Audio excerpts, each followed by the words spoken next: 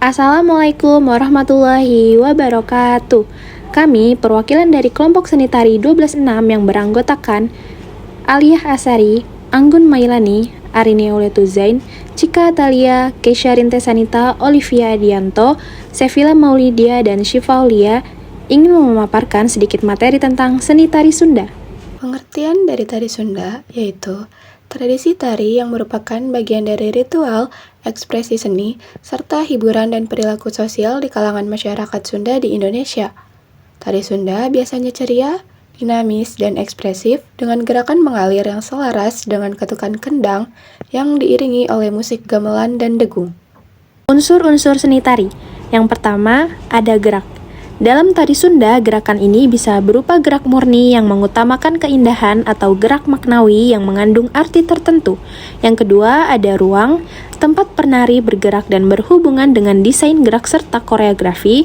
Ruang dapat diolah menjadi pola lantai seperti segi empat, trapesium, diagonal, dan lingkaran. Yang ketiga, ada waktu, pengaturan dinamika dalam tarian seperti cepat atau lambatnya gerakan. Yang keempat, ada tenaga, penggunaan tenaga yang sesuai dengan karakter tarian. Contohnya, tarian halus memerlukan tenaga yang relatif sedikit, sedangkan tarian lincah membutuhkan tenaga yang lebih kuat. Yang kelima, ada irama, musik yang mengiringi tarian dan harus selaras dengan gerakan tari. Irama berfungsi sebagai pengatur gerak, penguat ekspresi, dan pemberi inspirasi bagi penari. Yang keenam, ada rasa, ekspresi dan emosi yang disampaikan oleh penari melalui gerakan dan mimik wajah. Rasa ini penting agar tarian dapat menyentuh perasaan penonton.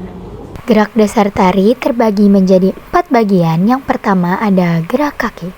Gerak kaki dilatih dengan berjalan, berlari, melompat, dan jongkok. Lalu yang kedua ada gerak tangan, dilatih dengan menggerakkan jari-jari, pergelangan tangan, siku, pundak, atau seluruh lengan tangan. Contohnya adalah ngerayung, ngiting, ukel, ulap-ulap, dan seblak sampur.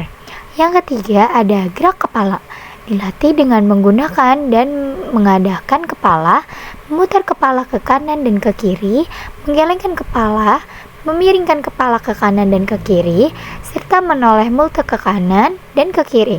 Contohnya adalah gilek, pacak gulu, atau jiling, dan gelengan kepala tengok ke kanan dan ke kiri.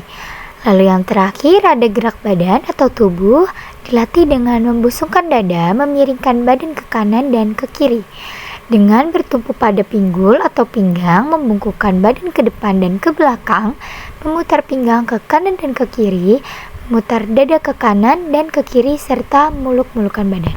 Berikutnya ada fungsi seni tari. Yang pertama ada sebagai upacara adat dan religi. Tarian ini digunakan dalam ritual keagamaan atau adat tertentu, contohnya seperti tari bedaya di Yogyakarta. Yang kedua ada sebagai hiburan. Tarian ini ditampilkan untuk kesenangan penonton, contohnya seperti pertunjukan tari modern atau festival. Yang terakhir ada pendidikan.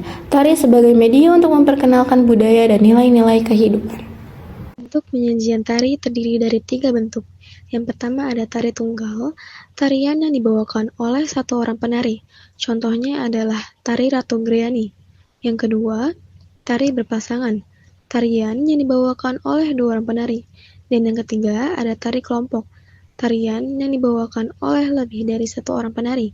Tari kelompok dapat dibedakan menjadi koreografi kelompok kecil atau small group composition, dan juga koreografi kelompok besar atau large group composition. Contohnya adalah tari mapang penganten. Contoh tarian tradisional Sunda ada tari jaipong, tari merak, dan juga tari topeng. Dalam mengenal seni budaya Sunda, apa yang kami ketahui?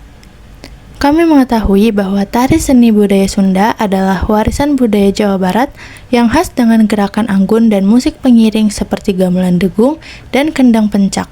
Kami mengetahui beberapa tarian terkenal seperti tari jaipong, tari merak, dan tari topeng. Kami juga pernah menari tari kinanti yang memiliki gerakan lembut dan ekspresif mencerminkan kehalusan budaya Sunda. Sebagai hiburan, tari Sunda juga digunakan dalam berbagai upacara adat dan ritual masyarakat. Apa yang ingin kami tahu? Saya ingin mengetahui lebih dalam tentang makna filosofis di balik gerakan tari Sunda. terutama tari Kinanti yang saya pelajari. Saat menari, saya merasakan adanya pesan tertentu dalam setiap gerakan, tetapi saya ingin lebih memahami filosofi dan sejarahnya. Saya juga penasaran bagaimana cara melestarikan tarian ini di era modern, serta siapa saja tokoh yang berperan dalam perkembangannya. Setelah itu, apa saja sih yang sudah kami pelajari? Nah, kami sudah mengetahui bahwa tarian Sunda memiliki banyak variasi dan terus berkembang. Beberapa tarian bersifat sakral, sementara yang lain berfungsi sebagai hiburan. Tari Kinanti sendiri memiliki gerakan anggun yang mengikuti alunan musik, mencerminkan kelembutan khas budaya Sunda. Pengalaman menari Kinanti membuat kami semakin tertarik untuk memahami lebih dalam keindahan serta filosofi di balik tarian Sunda. Selanjutnya, alasan pemilihan jenis karya seni tari Kinanti. Yang pertama, tari Kinanti memiliki gerakan lembut dan anggun yang mencerminkan budaya Sunda serta selaras dengan musik tradisional, menjadikan menarik untuk dipelajari. Gerakan dalam tarian ini didominasi oleh gerakan tangan dan tubuh yang halus, mencerminkan kelembutan dan keindahan budaya Sunda. Setiap gerakan dalam tari Kinanti memiliki makna filosofis yang mendalam dan seringkali diiringi oleh musik tradisional Sunda seperti gamelan degung atau kecapi suling yang memberikan nuansa harmonis. Yang ketiga, tarian Kinanti perlu dilestarikan dan diperkenalkan kepada generasi muda. Memilih tarian ini membantu menjaga seni tradisional Sunda.